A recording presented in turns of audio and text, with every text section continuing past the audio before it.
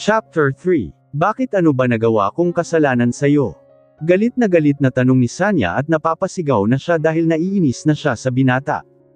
Hinawakan ng madiin ni Gino ang pisngi niya at pinarandam nito ang galit niya at maya-maya tumulo na ang luha ni Sanya. Huwag kang umiyak, isa kang hanggal na mapagpanggap, siguraduhin ko na pareho kayo ni Spencer ang wawasakin ko. Pasigaw na pagbabante ni Gino at sobra-sobra ang galit niya sa dalaga. Tila may nararamdaman na ang binata para sa babaeng inaakala niyang kalaban niya. Nanghina ang katawan ni Sanya ng mga sandali na iyon. Iniwan siya ni Gino na may luha sa mga mata. Wala siya kaalaman-alam sa galit sa kanya ng binata, ano ba ang pinaghuhugutan ng galit nito. Pilit niyang inaalala ang pangalang Spencer dahil lagi siya iniugnay ng binata dito. Wala siya maalalang pangalang Spencer na nakasama niya o na-counter niya. Wala siya alam sa pagkatao ng Spencer na yun dahil lingid sa kaalaman niya ay si Johnny at Spencer ay iisa lamang. Sunod-sunod na bagzo ng tubig mula sa shower ang tumatama sa katawan ni Gino. Kahit malamig ang tubig, hindi niya ito pinapansin, mas naramdaman pa niya ang galit sa dalagang si Sanya. Akala niya ay nilinlang siya ng maamo at magandang mukha nito. Maaga pa lang ay nagtungo na ko sa Enchanted Hotel, may gaganapin kasing isang celebration. Ngayon kasi gaganapin ang engagement party ng pangalawang anak ng CEO at ni Sir Gino. Lahat ng paghahanda ay maingat namin ginawa, sinigurado lahat ng facility ng hotel ay nakasiguridad. Habang hindi pa dumarating ang mga celebrant at mga bisita ay nagtungo muna ko sa restroom upang mag-retouch. Kailangan ko mapanatili ang aking fresh look dahil haharap ako sa mga importanteng bisita sa hotel. Habang naglalagay ako ng lipstick sa labi ko, bigla pumasok sa akin isipan ang ginawang paghalik sakin ni Sir Gino. Ngunit sa pinakita niyang galit sakin nung nakaraan ay mas lalo lang ako naguluhan at mas pinili ko na lang kalimutan ang bagay na yon. Isang oras ang nakalipas bago pa man dumating ang dalawang celebrant at ang mga bisita. Nang pumasok na si Sir Gino, kasunod naman nito ang pangalawang anak ng CEO ng hotel. Hindi ko pinatama ang aking mga mata kay Sir Gino dahil gusto ko siyang iwasan, pero napansin ko na bahagya ito napatingin sa akin. Mas gugustuhin ko na lang iwasan ang katulad niya na punong-puno ng galit sa kapwa niya. Lahat ng atensyon ay nasa kanila, hangang-hanga ako sa kagandahan ng anak ng CEO. Napaka-perfect ng look niya, sobrang elegant niyang tignan, naisip ko mukha siyang mabait at hindi niya deserve. Ang ugaling mayroon si Sir Gino. Pumasok na ang ibang bisita sa loob ng hotel at lahat sila ay kinalulugod namin binati. Isang bisita ang napansin kong komandat sakin, si Sir Adrian, ang panganay na anak ni Mr. Garcia. Iba't ibang babae ang dinadala niya dito sa hotel. Kilala na siya lahat ng empleyado ng hotel dahil sa madalas na pagpunta niya dito. Hindi ko pinansin ang pagpapansin niya sakin kaya tila na inulsalto ito sa ginawa ko. Malalaking tao ang dumalo sa engagement party ng mga celebrant. Napapaligiran ng maraming seguridad ang buong ballroom ng hotel. Sobrang nakakamangha tignan ng mga kaganapan. Habang nakapwesto ako sa gilid, lumapit sa akin si Sir Adrian. Malayo pa lang, pilyo na ito at nakangiti sa akin. "Hello, baby. Hindi ka ba nangangawit? Kanina ka pa nakatayo?" Tanong ni Sir Adrian at ngumiti lamang ako sa kanya. "Huwag po kayo mag-alala. Ayos lang naman po ako." Hindi ko ipinakita na nalilang ako sa kanya dahil baka ano ang isipin niya. Nag-focus ako sa mga bisitang dumarating upang maisip niya na busy ako, ngunit nagulat ako sa ginawa niya. Bigla niyakap ni Sir Adrian ang bewang ko at talagang nagulat ako, kaya naitulak ko siya ng malakas, kaya't bumangga siya sa mesa at nabagsak ito. "Aba, bizit kang babae ka. Nagpapakipot ka pa." Galit na saad nito at nakita ko ang pagtaas ng kanyang kanang kamay na dadapos sa mukha ko. Agad akong napapikit. "Huwag ka manggulo dito kung ayaw mo tamaan ng mga kamao ko," nang gigil na pagkakasabi ni Sir Gino. Nakita ko ang galit sa mga mata niya. Pinigilan niya ang kamay nito na dapat sana'y tatama sa mukha ko. Sobrang nahihiya ako sa nangyari dahil sa akin nagkaroon ng problema sa party. Maya-maya, nakita ko na lumapit na rin sa amin si Ma'am Daisy. "Ano ba ang nangyayari dito? Pwede ba, may mga special akong bisita dito, huwag niyo naman dalhin ang mga ugali niyo dito." Nahihirapan na nga ako magpanggap, "Sasabay pa kayo," mahinahon na sabi ni Ma'am Daisy. "Pagsabihin mo, yang fiancé mo, ng Gingy alam na wala naman alam." Gusto yata ako subukan, mayabang na saad ni Sir Adrian. You are so useless. Nakangising saad ni Sir Gino at umalis ito ng party. Nakayuko lang ako ng mga sandaling iyon, nahihiya ako sa nangyari, napansin ko na tinignan ako ni Ma'am Daisy mula ulo hanggang paa at alam ko na nagalit ito sa nangyari. Nakatuon sa akin ang atensyon ng lahat ng bisita sa party. Hindi ko alam kung paano ako mag-e-exit. Pinatawag ako ng manager namin upang kausapin. Dahil sa pangyayari ay nasuspended ako, wala ako nagawa kundi umiyak. Tahimik kong nilalakad ang daan palayo sa hotel, pakiramdam ko pagod na pagod ako kaya umupo muna ako sa isang tabi. Ang tanga-tanga ko talaga, naiiyak kong sabi sa sarili ko habang pinupunasan ang mga luha ko. Pakiramdam ko ng gabing yun napakawalang silbi ko. Talagang tao lahat na lang nawawala sa akin sa ginawa ko. Baka pati trabaho ko mawala, ang hirap bumalik sa umpisa. Malungkot akong nakauva sa bahay sa sobrang pagod ko, hindi ko na nagawang haborin at uniforme at sandal ko. Kinabukasan paggising ko dinampot ko, agad ang cellphone ko. Bumungad sa akin ang 21 missed call. Agad-agad kong chinak ang phone ko. Nabasa ko ang pangalan ni Johnny, nagtataka ako bakit siya nag-missed call sa akin ng ganun karami kaya tinawagan ko din siya agad. Binalita niya sa akin na kasulukayan na nasusunog ang Hope Heaven Orphanage, ang bahay ampunan na kinalakihan namin tatlo nila Ivan. Nagmadali ako pumunta sa bahay ampunan kahit hindi maintindihan ang hitsura ko. Malayo pa lang ako, sobrang kaba ang nararamdaman ko, natatakot ako sa mga kaligtasan ng mga bata. Nasa taxi pa lang ako, umiiyak na ko, basang-basa na ng dyuha ang mukha ko. Hindi ko maunawaan, mabuti naman akong tao pero bakit ganito ang mga dinadanas ko sa buha? Naging masama ba ako sa past life ko kaya pinapahirapan ako ng ganto? Hindi ko na-deserve ang mga nangyayari sa akin. Isang malaking apoy ang sumalubong sa akin pagpunta ko sa bahay ampunan. Sobrang sikip ng mga daanan, may ingay na tunog ng mga sasakyan, nakipagsiksikan ako sa mga tao para lang makita ko ang lagay ng mga tao sa loob, ngunit pinipigilan ako ng mga taong nag-aapula ng sunog. Nababalot na ng makapal na usok ang buong kapaligiran, hindi na klaro ang mga nakikita ko. Maya-maya hindi ko na alam ang sumunod na nangyari, bigla na lang ako bumagsak at nawalan ng malay. Naririnig ko ang mga sigawan ng mga bata ngunit hindi ko na kaya pang tumayo. Isang malakas na halakhak ang pinakawalan ni Don Rafael habang ito ay nanood ng isang balita na may kasulukayan na susunog na bahay ampunan. Papa, ano ginawa niyo? Galit na sigaw at tanong ni Gino nang bumungad sa kanyang ama. Ang bagal mo kumilos, kaya ako na ang gumawa ng paraan para unti-unti natin pagapangin si Spencer.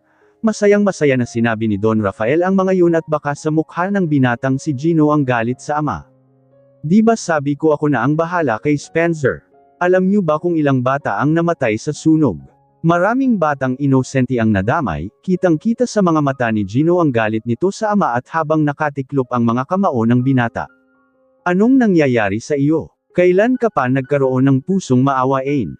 Kailan ka pa nagkaroon ng malasakit sa iba? Nababaliw ka na. Isa kang masama, tandaan mo, yan. Sunod-sunod na katanungan ni Don Rafael sa anak. Nagtataka ito sa biglang pagkakaroon ni Gino ng malasakit para sa ibang tao. Oo, nakadikit sa pagkatao ko ang masamang imahe dahil sa uri ng pamumuhay na mayroon ako, pero kahit ganon. Hindi ako papatay ng mga batang inosente dahil lang sa kabaliwan niyo makaganti kay Spencer. Sinabi ko naman na kaya ko siya pabulaykan sa lupang inaapakan niya noon, pero wala kayo tiwala sa akin. Hindi na namalaya ni Gino na may pumapatak ng luha sa gilid ng kanyang mga mata, ngunit tumawa lang si Don Rafael sa mga narinig niya sa kanyang anak. Baliw ka na, lahat ng pwedeng makasira sa mga plano ko lalo na sa organisasyon na binuo ko, kahit ikaw na mismo kong anak, kaya ko patayin. Punong-puno ng galit sa pagitan ni Don Rafael at anak ng anak niyang si Gino.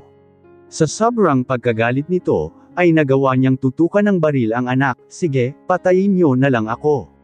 Kahit kailan hindi niyo ko tinuring anak, you just made me an accomplisher. Bakit niyo kailangan idamay yung mga inosente? Naluluhang hinanakit nito sa ama. Sa bahay ampunan na iyon lumaki ang traidor na yun. Mahal niya lahat ng naruroon at sa isa sa mga patakaran ng ating organisasyon, ang sino man ang nagtraidor at lahat ng konektado sa kanya ay walang awa natin papatayin, pagpapaliwag nito kay Gino. Ako ang bahala kay Spencer. Huwag niyo pakialaman ang plano ko. Saad ni Gino at nagtungo na ito palabas sa mansyon ng kanyang ama. Samantala, ang dalagang si Sanya ay nagising na lamang sa isang emergency facility ng isang ospital. Minulat niya ang kanyang mga mata at bumungad sa kanya ang gwapong mukha ni Spencer, gising ka na ba? Nawalan ka ng malay kanina habang inaapula ang sunog sa bahay ampunan. Bakas sa mukha at pananalita ni Spencer ang pag-aalala sa dalaga. Kamusta na sila? Kamusta na yung mga bata? Si Mother Tessa, kamusta silang lahat? Sunod na tanong ni Sanya kay Spencer, ngunit lang patak ng luha ang tinugon ni Spencer sa dalaga. Dumuhos ang malakas na pag-iyak ni Sanya sa pangatlong pagkakataon, may mga tao na naman ang kinuha sa kanya. Sa muling pagkakataon, umagos ng umago ang kanyang mga luha na walang tigil. Tanging mahigpit na yakap na lamang ang nagawa ni Spencer kay Sanya, pareho sa kanila masakit ang lahat. Muling nakaramdam ang dalaga ng kalungkutan at kawalan ng pag-asa. Sa tingin niya, hindi na nagiging patas ang buhay. Pagod na siya magmakmak at sisihin ang sarili sa lahat ng nangyayari sa buhay niya. Ilang araw din nagkulong ang dalaga sa kanyang silid. Sobrang dinamdam ang lahat ng mga nangyayari sa kanya. Naglalakad siya sa isang kalsada na tila wala sa kanyang sarili, kahit mabilis ang pagtakbo ng mga sasakyan ay patuloy si Sanya sa paglakad. Hindi niya namalayan ang isang sasakyan na mabilis ang pagmamaneho. Muntik na siya nitong mabanggang ngunit may biglang hamatak sa kanya at napayakap siya dito. Dahan-dahan niyang tinaas ang kanyang paningin. Nasa harap niya ang binatang si Gino at bigla siya napaatras na tila natatakot. Gusto mo na ba mamatay? Seryosong tanong ni Gino. Oo, bakit? Hindi ba ito din naman ang gusto mo? Ang pahirapan ako at patayin. Isa kang criminal mind kaya sige patayin mo na lang ako.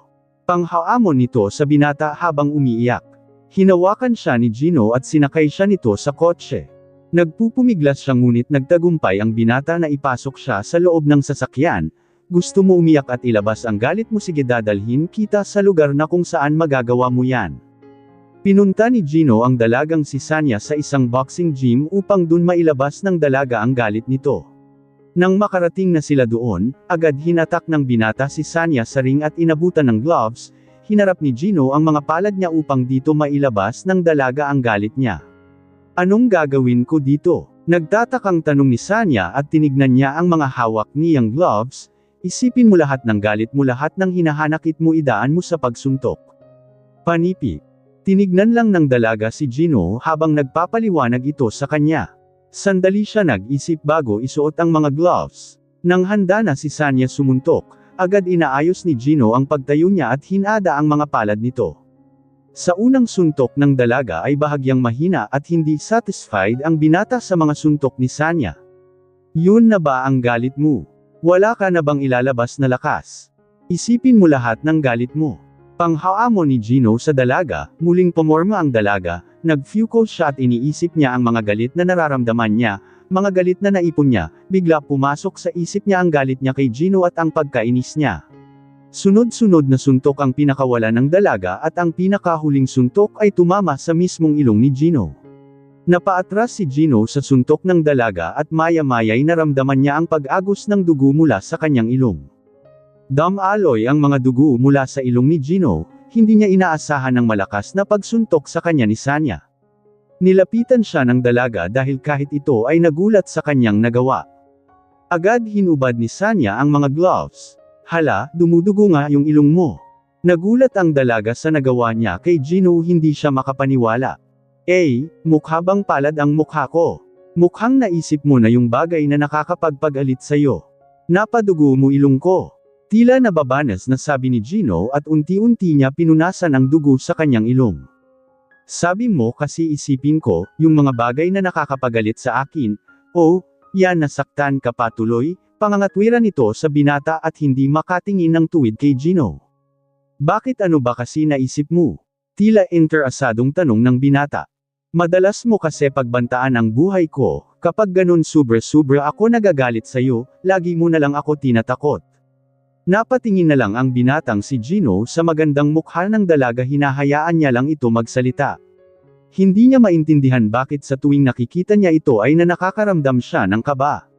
Uuvan ako, pasensya ka na, malungkot na pagpapalim ni Sanya, ngunit biglang hinapit ni Gino ang bewang niya. Ramdam na ramdam ng dalaga ang matigas na pangangatawan ng binata. Nagkatinginan ang kanilang mga mata at sa isang iglap lang muling inangkin ng binata ang mga labi ni Sanya. Naramdaman ng dalaga ang malambot na halik ni Gino. Hindi niya magawa magreklamo dahil tila nagustuhan niya ang halik nito. Ilang segundo din ang pagkakadikit ng kanilang mga labi. Nang tanggalin ni Gino ang mga labi niya ay nanatiling tulala ang dalaga. "Ganti ko yan sa ginawa mo," saad ni Gino at lumabas na siya ng ring sa pangalawang pagkakataon na pag-angkin ni Gino sa mga labi ni Sanya ay lubos-lubos ang galit na nararamdam nito. Tuluyan na nga bang nabihag ni Sanya ang puso ng isang masamang mafia boss na si Gino? Hindi man sigurado ang binata sa nararamdaman niya para kay Sanya, nakakasigurado naman siya na masaya siya kapag kasama ito. Alam niyang bawal siya magmahal pero hindi niya mapigilan ang bugzo ng damdamin niya para kay Sanya. Sa paghatid ni Gino sa dalaga sa mismong bahay nito ay lingid sa kanyang kaalaman na nakasunod ang tohan ng kanyang ama. Walang kaalam-alam ang binata na pinapasundan siya ng kanyang ama sa lahat ng kanyang pinupuntahan. Nang may hatid niya na ang dalaga ay agad siyang nagtungo sa mansyon ng kanyang ama. Inanyahan siya nito na dun kumain kasama si Daisy. "Kamusta naman ang buhay sa Amerika, Daisy?" Pangangamusta ni Don Rafael sa dalaga si Daisy. "It's okay Tito, just had a little adjustment." Nakangiting tugon ni Daisy. Sa gitna ng kanilang pag-uusap ay dumating na rin si Gino. "Pasensya na, nahuli ko, nagkaroon lang ng kunting problema." Pagpapaliwag agad ni Gino sa kanyang ama at sa fiancé nito. "Did you go to someone else, that's why it took you so long?" Tanong ni Daisy kay Gino. "Kung may pinuntahan man ako, I think it's none of your business." Antipatikong sagot ng binata at napatayo sa pagkakaupo ang kanyang ama. "Magtigil ka, Gino. Have respect for your fiancé," galit na pagpigil ni Don Rafael sa kanyang anak. "Don't worry Tito, I'm used to him, maybe he's just tired." Nakangiti pa rin saad ni Daisy kahit naiinsulto siya sa binata. Hindi naging maganda ang kanilang usapan ng gabing iyon. Kaya nagalit si Don Rafael sa kanyang anak. Agad-agad niya itong pinagsabihan ng makaalis ang fiancé nito. "Tuluyan ka nang nawawala ng respeto sa akin, Gino. Sinusubukan mo ba talaga ako?"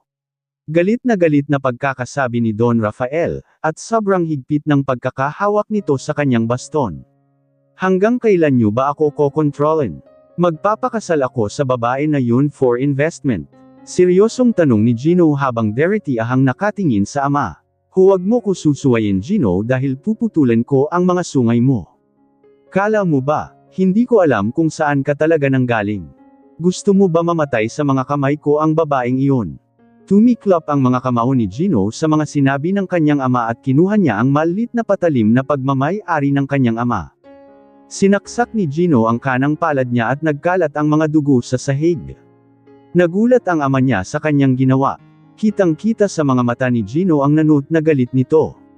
"Nakikita niyo ba ang mga dugo na yan? Dugo ng anak niyo yan. Handa ako samalaw ng bala para sa inyo. Handa ako mamatay para sa inyo. Hindi niyo ko kailangan takutin o bantaan para sundin kayo." Ginawa ni Gino sakta ng sarili niya upang makuha muli ang tiwala ng kanyang ama. Ayaw niya madamay ang dalaga kaya nagawa niya bagay na yun. Tumatagas ang mga dugo ni Gino nang nilisan niya ang kanyang ama. Nagtungo si Gino sa bahay ng dalaga. Wala siya pakialam sa mga dugong nawawala sa kanya, basta ang nais niya lang ay makita ang dalaga. 10:00 na ng gabi ngunit hindi pa nakakatulog ang dalagang si Sanya. Nagbukas muna siya ng isang libro at nagbasa. Habang nagbabasa ang dalaga ay may narinig siyang katok. Nagtungo siya papunta sa pintuan. Dahan-dahan niya binuksan ang pintuan upang makita ang hindi niya inaasahan na bisita. Nang laki ang mga ni Sanya nang bumungad sa kanya si Gino. Nagulat siya sa pagpunta nito, hindi niya alam ang gagawin kaya nasaraduhan niya ito ng pintuan. Kala niya na naginip lang siya kaya pinaikit niya ang mga mata at sinampal ang sarili niya. Muli niya binuksan ang pinto, ngunit anden pa rin ang binata. Napansin niya ang kamay ni Gino na dumudugo kaya agad niya inaasikaso ang binata. Mabuti na lang may medkit siya upang maagapan ang sugat ng ni Gino. Bagaman nagtataka siya kung bakit ito nagtungo sa kanya na ganoon ang kalagayan ay mas pinili niya na lang tanggapin at asikasuhin.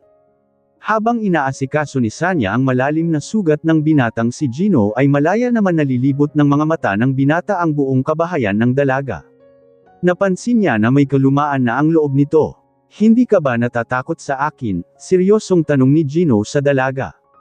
Sa palagay mo ba, tatanggapin kita dito kung natatakot ako sa'yo? Pabalik na tanong nito kay Gino. Criminal mind ako diba? Hindi ka dapat basta-basta nagtitiwala. Paalala nito sa dalaga ngunit isang ngiti lang ang tinugon ng dalaga. Asterisk, kumain ka na ba? Noodles lang ang mayroon ako dito ngayon. Magluluto ako, bigla ako ginutom. Tila iniba na lang ni Sanya ang usapan nila, ayaw niya sagutin ang mga tanong nito. Tanging noodles lang ang may ihain ng dalaga kay Gino. Wala siya iba maibibigay dito dahil hindi pa siya nakakapamili ito na luto na, tara kumain na tayo. Masayang masaya ang dalaga nang ihain niya ang noodles sa binata. Hindi ako kumakain yan. Ikaw na lang kumain. Pagtanggi ni Gino at napansin niya sumimamgat dalaga. Ganun ba, malungkot na saad ni Sanya, pero nagugutom na ko, sige pagtiyagaan ko na lang yan. Natuwa ang dalaga sa sinabi ni Gino. Kinain nito ang inihanda niyang noodles. Alam mo, ngayon na lang ulit ako may nakasabay kumain tatak pangalakal na kangiting sabi ni Sanya at napatigil ang binata sa pagkain. Bakit, asan ba mga magulang mo? Wala ka ba kasama? Tila pagtatakang tanong ni Gino. Wala na ako mga magulang patay na sila, sa bahay ampunan na lang ako lumaki. Bakas sa mukha ni Sanya ang lungkot habang nagkukwento ito kay Gino. Bahay ampunan. Tanong ni Gino sa sarili at bigla siya napaisip. Nagulat ang dalaga sa bigla ang pagtayo ng binata. Bakit ayaw mo na ba kumain? Sorry ang daldal ko kasi. Saad ni Sanya at tinapik niya ang kanyang bibig. Kailangan ko na umalis. Palem ni Gino sa dalaga at iniwan na nito ang dalaga. Hindi alam ni Sanya kung may nasabi ba siyang masama dahil bigla na lang nagdesisyon ang binata na umalis. Mabilis nagmaneho ang binata ng kanyang sasakyan. Ano ba talaga ang ugnayan niyo ni Spencer? Napapaisip na tanong ni Gino sa sarili niya. Nais niya malaman ano ba tunay na kaugnayan ng dalaga sa taong nagtraidor sa kanya. Hindi maunawaan ng binata, bakit kahit nagduda siya sa tunay na pagkatao ni Sanya ay ang ganang loob niya dito. Pakiramdam niya matagal niya nang kilala ang dalaga, nagguluhan na siya sa nararamdaman niya. Simula na palitan ang kanyang puso, dito na siya nagkaroon ng mga pagbabago. Nagbago ang pananaw niya sa buhay. Nakaramdam na siya ng awa mula sa ibang tao.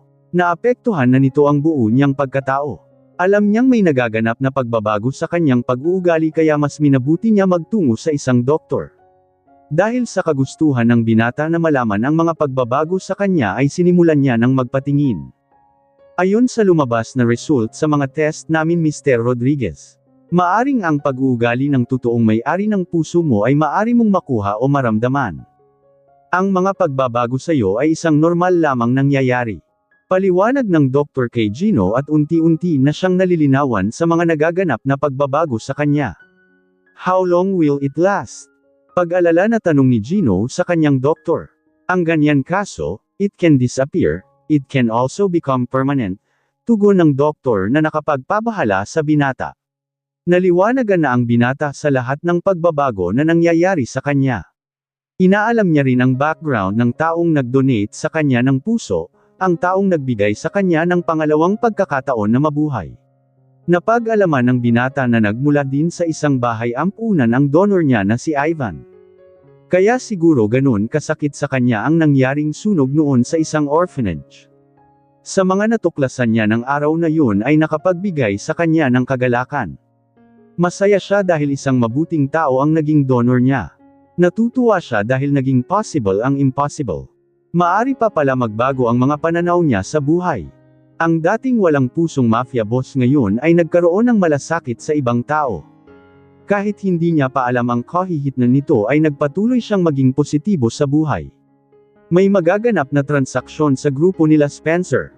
Gawin mo lahat para bumalik ang tiwala ko sa iyo. Tila panghaamon ni Don Rafael sa kanyang anak.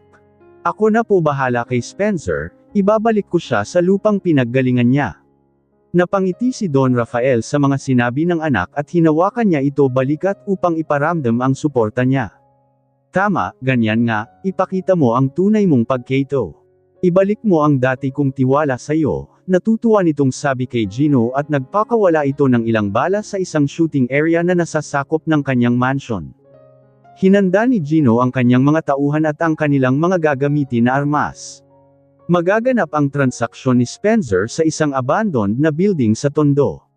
Bago pa man magsimula ay transaksyon nila Spencer sinigurado ni Gino at ng mga tohan nito na napaligiran na nila ang buong area. Ilang oras na paghihintay ng grupo ni Gino ay dumating ang 3 sasakyan sa area na pinag-usapan. Isa sa lumabas ang mga tauhan ni Spencer mula sa sasakyan. Huling lumabas si Spencer na may dalang isang malaking briefcase na naglalaman ng droga. Bukod sa hawak nito na briefcase ay may isa pang hawak ang tohan niya. Lumabas na din sa sasakyan ng isa pang sindikato na katransaksyon naman nila Spencer. Dala mo na ba lahat ng item Spencer? Tanong ng pinuno ng kabilang sindikato. Binuksan naman ni Spencer ang briefcase para ipakita sa kabilang grupo ang mga item na kukunin nito. Walang labis, walang kulang ang dala namin. Asan ang pera siguraduhin yung kompleto yan, ayoko magsayang ng oras ko. Paninigurado naman ni Spencer at pinakita ng kabilang sindikato ang dala nilang pera. Bago pa man magsimula ang transaksyon nila Spencer ay nakapalibot na sa buong area ang grupo nila Gino.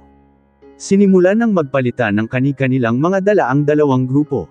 Ngunit bago pa man tuluyan makuha ni Spencer ang pera ng kabilang grupo ay nagsimula na magpaputok ang grupo ni Gino. 4 na tohan agad ang naligas sa grupo ni Spencer. Walang tigil ang putukan ng gabing iyon masyado ng maraming naligas na tauhan kay Spencer. Napatay na rin nila Gino ang mga tauhan ng kabilang grupo. May iilan na lang natira sa kabilang grupo ngunit nakatakas ito kasama ang pinuno. Muling nagharap si Gino at Spencer kita sa kanilang mga mata ang galit. Ibabalik na kita sa lupang pinaggalingan mo, traidor, nanot ang mga galit ni Gino ng mga sandali na iyon habang nakatutok kay Spencer ang hawak niyang baril. Sige iputok mo na, pareho kayo ng ama mong demonyo. Panghaamon ni Spencer kay Gino. Talagang ipuputok ko ito, hayop ka isa ka lang kawawang aso na pinalamon ko pero kinagat mo din ako. Nang gigil na saad ni Gino, naging mainit ang bawat partido ng gabing iyon. Nanatiling nakatayo si Gino at Spencer Lon sandali pa ay may isang putok na umalangaw-ngaw. Bumaksak si Spencer kasabay ng pag-agas ng mga dugo niya. Tumingin si Gino sa paligid dahil hindi sa baril niya riyang galing ang bala na tumama sa balikat ni Spencer. Kamusta alaga naming aso? Masayang saad ni Don Rafael. Nagulat ang binatang si Gino sa pagdating ng kanyang ama. Papa, bakit kayo nandito? Pagtatakang tanong ni Gino sa ama. Gusto ko makita ng dalawa kong mga mata kung paano ka pumatay ng kaibigan. Kaya ano pa hinihintay mo patay mo na yang hayop na yan? Utos ni Don Rafael sa anak. Tumingin si Gino kay Spencer nakita niya na duguan ito. Alam niyang pinagmamasdan siya ng ama niya at nagduda ito sa kanya. Tinutok ni Gino ang baril sa kaibigan ngunit nag-alinlangan siya tuluyan nang naapektuhan ang pagkatao niya dahil sa puso ni Ivan na kasulukayan ay pagmamay-ari niya na. Nakaramdam siya ng awa kay Spencer hindi niya ito kayang patayin. Iputok mo ni Gino, dahil kung ako nasa katayuan mo papatayin kita. Nang hihinang sabi ni Spencer ngunit nagulat siya sa ginawa ni Gino, binaba nito ang hawak na baril at tumalikod sa kanya. Sobrang nadismaya si Don Rafael sa ginawa ng anak. Ano naduduwag ka na ba pumatay? Wala ka talagang silbi. Galit na galit si Don Rafael kaya siya na ang tumutok ng baril kay Spencer. Kakalabit na sana nito ang gatilyo, ngunit pinatamaan ni Gino ang hawak na baril ng kanyang ama dahilan upang tumilapon ito.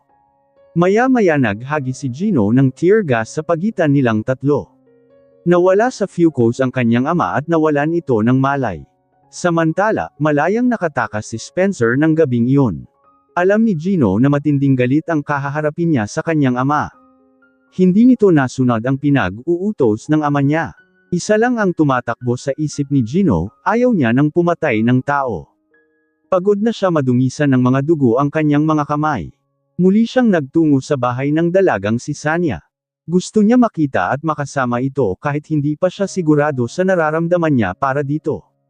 Hininto ni Gino ang kotse niya sa harap ng bahay ni Sanya. Lalabas na sana siya ng sasakyan niya, ngunit nakita niya ang dalaga na tila namamadaling lumabas ng bahay. Sinundan niya si Sanya ng gabing iyon, napapaisip siya kung saan ito pupunta. Tumigil ang taxi na sinasakyan ni Sanya sa tapat ng isang ospital. Nagkaroon ng ilang katanungan sa isip ng binata. Sinundan niya hanggang loob ng hospital ang dalaga. "Dok, kamusta na po lagay niya?" Pag-aalalang tanong ni Sanya sa doktor. Sa ngayon okay naman na siya, maraming dugo ang nawala sa kanya, pero wag ka mag-alala, makaka-recover naman siya. Nabawasan ang takot na nararamdaman ng dalaga dahil makare-recover naman ang pasyenteng si Spencer. Nakaramdam ng galit at kirot si Gino nang makita ang dalaga at si Spencer. Maaring special si Spencer para kay Sanya at maaring may mas matind pang-ugnayan ang dalawa. Yan ang mga namuong katanungan sa isip ng binatang si Gino. Pinagmasdan niya ang dalaga kung paano ito mag-alala kay Spencer. Matyagang nag-ante ang binatang si Gino sa paglabas ng dalaga sa ospital. Kahit sobrang inip na siya ay mag-ante siya ng tamang oras para makausap ito. Inabot na ng umaga si Gino sa pag-aantay niya sa dalaga. Nakatulog na siya sa loob ng kanyang sasakyan. Paggising niya, tumingin siya sa orasan, 6:00 na ng umaga. Ilan sandali pa ay nakita niya nang lumabas ang dalaga at lumabas agad siya ng sasakyan niya. "Napaka-special ba ni Spencer sa'yo, para abutin ka na ng umaga sa hospital?" Agad napalingon ang dalaga sa kanyang likuran. Bumungad sa kanya ang tila galit na mukha ni Gino. "Teka, ano ginagawa mo dito? Sinusundan mo ba ako?" Pagtatakang tanong ni Sanya, ngunit ngumisi lang si Gino. "Napakagaling mo talaga umarte, pareho kayo ni Spencer mapagpanggap." Panghuhusga ng binata at lumapit sa kanya si Sanya. "Hindi ko kilala ang sinasabi mong Spencer, tsaka sino ba kasi siya, bakit lagi mo ko iniugnay sa kanya?" Deretiahang tanong ni Sanya na pinagtaka naman ni Gino. "Di ba si Spencer yung pasyenteng pinuntahan mo dito?" Tila nagtatakang tanong naman ni Gino at sandaling napaisip si Sanya. "Si Johnny yung pasyenteng pinuntahan ko dito, hindi si Spencer." "Teka nga, sabihin mo nga, liso lang ba si Johnny at Spencer?" Bigla napaisip ang dalaga na maaring isang tao nga lang si Spencer at Johnny. Johnny ang pagkakakilala mo sa taong yun?" Isang katanungan na naman ang namuo sa isipan ni Gino. Naisip niya na mukhang hindi alam ng dalaga ang tunay na pagkatao ni Spencer. Nang malaman ni Gino na hindi pala alam ng dalaga ang tunay na pagkatao ni Spencer, ay tila nabunutin siya ng tinik sa lalamunan. "Kung ano man ang problema niyo ni Johnny, labas na ko doon. Kababata ko siya, kaya nandito ako para tulungan siya." Paliwanag ni Sanya. "Bakit ba hindi ka marunong matakot? Alam mo ba na isa din siyang..." Hindi na natuloy ni Gino ang sasabihin niya, bigla siya napaisip. "Isa din siyang end?" tanong ng dalaga at seryoso siyang nakatingin sa binata. "Never mind. Samahan mo ko mag-coffee." Biglang pagyaya ni Gino sa dalaga at hinawakan niya ang kamay nito. "Sandali, may pasyente pa ko, baka mamaya magising siya." Saad ni Sanya at maya-maya narinig niyang tumunog ang tiyan ni Gino. "Sige, bumalik ka na doon," naiinis na pagkakasabi ni Gino at binitawan niya ang kamay ng dalaga. "Mukhang gutom ka na nga." "Tere na nga," bahagya napakangiti ang binata sa sinabi ng dalaga. Nagtungo na ang dalawa upang maghanap ng makakain. Nakarating silang dalawa sa isang maliit na food hub na malapit lang sa ospital. Hindi komportable ang binata sa lugar na iyon.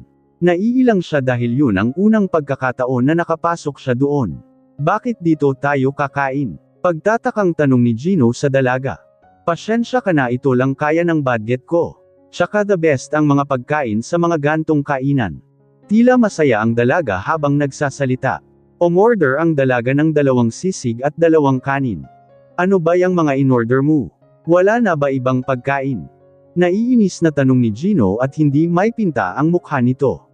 Hey, naku, kung ayaw mo kumain, umuwi ka na, tsaka bakit kasi nandito ka?"